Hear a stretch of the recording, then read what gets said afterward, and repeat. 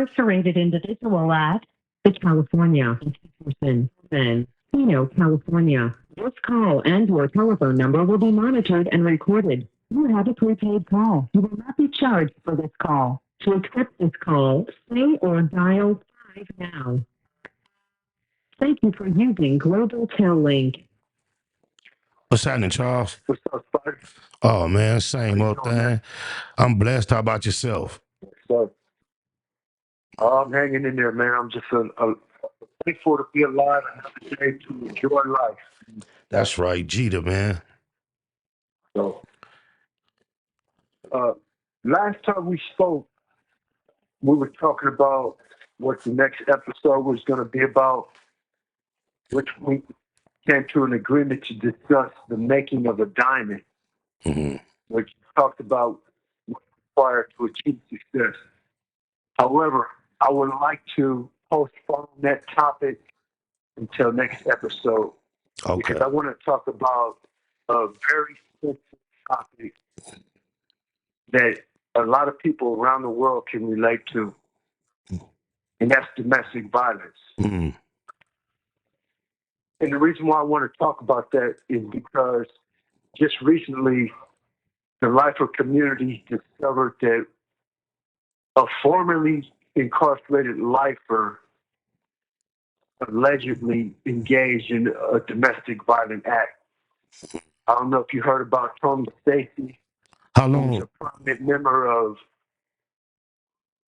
Hoover. It's alleged that recently he shot his wife 5 times, killing her. Wow. 5 times in the face. Now, I know like earlier this year or last year, there was a couple of stories about women actually dying on family visits. I thought you was talking about that. No, that's crazy. Right. And those issues too, that happened about 6 months ago. Right. I think it happened in Mill Creek. Yep. 2 separate incidents. Yep. Where both of these individuals went on family visits and they killed. This call and your telephone number will be monitored and recorded. Right. And another reason why I want to discuss this is because there's 2 main reasons why formerly incarcerated people, specifically lifers, return to prison. One is domestic violence, and number 2 is drug use. So the board now, because of this high rate of domestic violence that takes place amongst formerly incarcerated individuals, the board is requiring everyone to take a domestic violence class, even if you don't have a domestic-related offense. But before I continue, let's discuss what is the definition of domestic violence. That's a good question. Domestic violence is a pattern of behavior used to gain or maintain control over another person in a relationship. Now, domestic violence can happen to anyone regardless of age, gender, race, economic, or social standing. And see, a lot of people believe also that domestic violence is just physical. Domestic violence can come in different forms other than physical. There's emotional aspects of domestic violence, financial, sexual, psychological. All these things, when you talk about emotional, that pertains to threats, intimidation, and belittling your partner. Financial aspect applies to controlling your partner by using financial leverage or completely dominating the finances.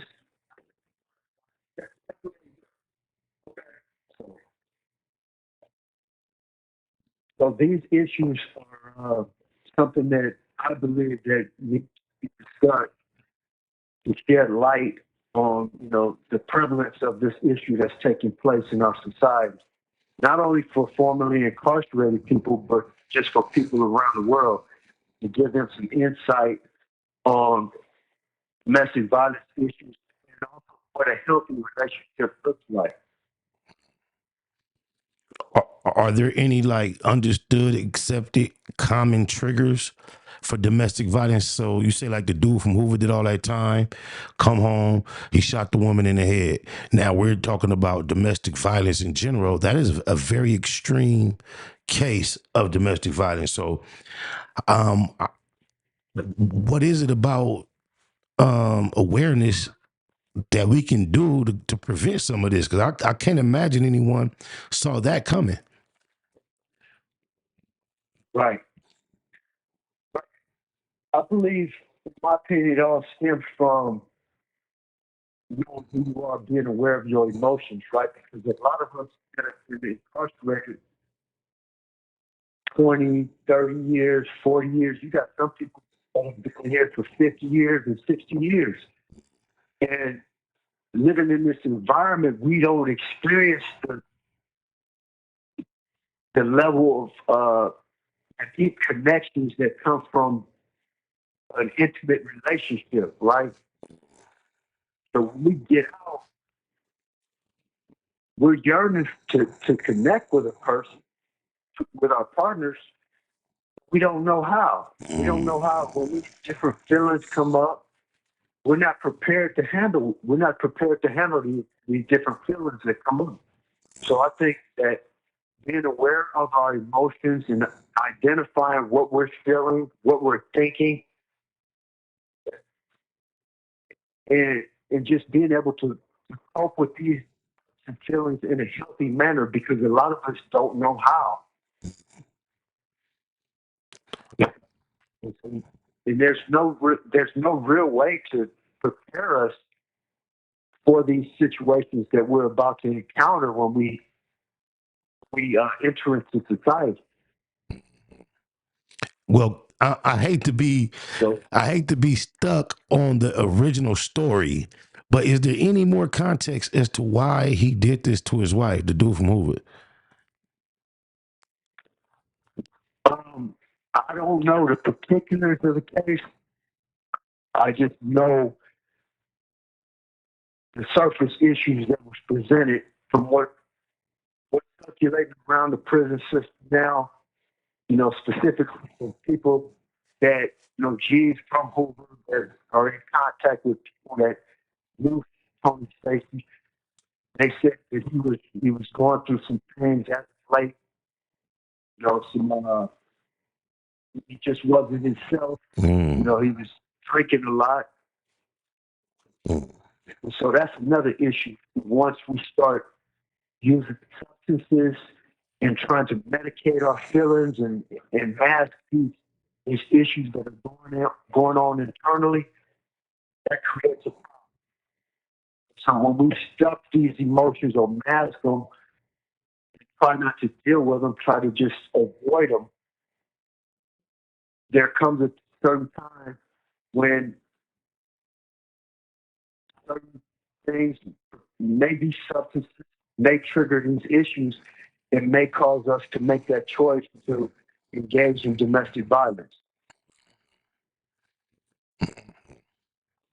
Yeah, I'm a, yeah, with any specific situation, like you say, there could be so many different things to trigger it. But like you say, again, the system is trying to put some type of mechanism in place so people that have done long stretches can better handle these situations. I hope it's effective, man, because I know a lot of people are getting their shot at coming home finally. Yes, yes. So we talked about what are the causes of it. So we have to understand what the root causes of domestic violence is. And one of the causes is seeking to exert control over our surroundings or people around us. And that's the core of what domestic violence is, power and control over your partner. And also, too, we have people like myself. I experienced domestic violence at a young age, during my formative years. So that played a big part in me becoming a domestic abuser in my adulthood. Mm. Because that that behavior was modeled to me as a kid. Okay.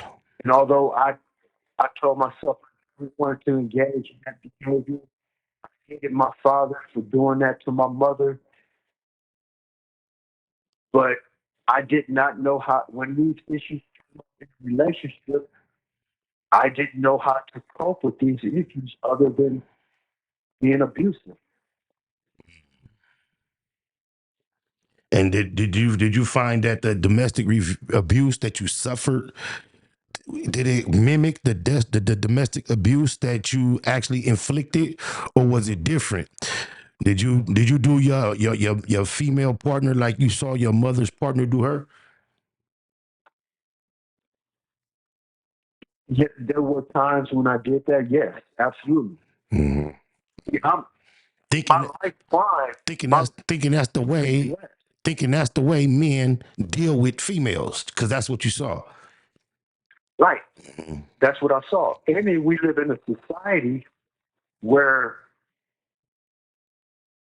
the the norm for men is to be tough, in control, to be dominant alpha males. And then we see in the pimp culture, these Yes. black exploitation films that were taking place in the 70s, where in these films we saw pimps mistreating women. Yeah. And to a young kid, a young impressionable kid, I normalized that, and that belief became something that was uh, normal. Right. I can relate to that. I was speaking about something similar to that in a video I was making earlier, how even though I wasn't raised as a pimp, it was my hand was out, don't turn nothing down. Yeah, if you need me, you feed me. It was always about what I could get rather than being a man trying to add to a female's experience. So yeah, we was raised kind of fucked up, bro. Right. And so when we understand what a healthy relationship is, then we have a we have a guiding post to strive for, right?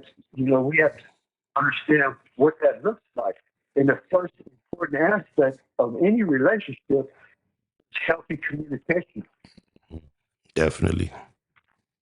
right? Because I grew up in a household, or I've been in relationships where I was demeaning. Uh, I call my significant other the B word. She was verbally abusive to me as well. And a lot of times we didn't think that was. Right. So when you have a healthy relationship, you want to communicate clearly and compassionately by expressing our feelings and actively listening to our partner. So, and then we have trust, right? Mm-hmm. So if I trust my partner, I don't have to micromanage her. I don't have to worry about if she has male friends. Mm-hmm. Why? Because I'm confident in who I am, and I'm comfortable with my partner. I trust her. When you have distrust in a relationship, those feelings of jealousy, potential betrayal start surfacing. Because if I'm in a relationship and I can't trust the woman that I'm with, there's no relationship. You have 6 Right. minutes remaining. Period. Yeah, trust is like the core foundation of all relationships. Yes, and then we only have a couple seconds, so I want Mm-hmm. to end on having equality in the relationship, respect. This call and/or telephone number will be monitored and recorded. My partner should have the freedom to have male friends, go anywhere she wants without being controlled. I will never control a woman. A woman is free to do whatever she wants. Well, I'm so glad that you tapped in, kept your appointment. I know his time is short. I know you threw an audible for this week. You switched it up. I'm glad. That was an interesting topic. I'm going to be on deck, ready to get back on track for the next one, man. Salute. Absolutely, brother. Much I love. appreciate you, bro. You have a good week, man. Likewise. Tap in with. Oh, we lost him. But that's you know what that is? That's the brother, Chris Carpenter, once again, the anatomy of an urban soldier. So once a week installment. Here on the BLACBOX Locked Up, and he just speaks about his transition from youth incarceration to an adult doing life. Now on the positive side of things, and you can see how extreme your mind can go when you have been locked away and you know, you're trying to make amends. He say, a woman could do anything. Male for go. I don't know if I'm that lenient, but much love to Chris, and we'll catch up with him next week. Much love to y'all. Free all the real, on the real. Crips out the cage. Keyway. Free the Crips out the cage. Keyway. Free the Crips out the cage. Keyway. Free the Crips out the cage. Keyway. Free the Crips out the cage. Little Nip Hustle. Big shout out to SPI, Spotter Low. You know, I'm in the black box. Had to come through, tap in, show love one time. Yeah, y'all make sure y'all subscribe. Stay tuned. All that.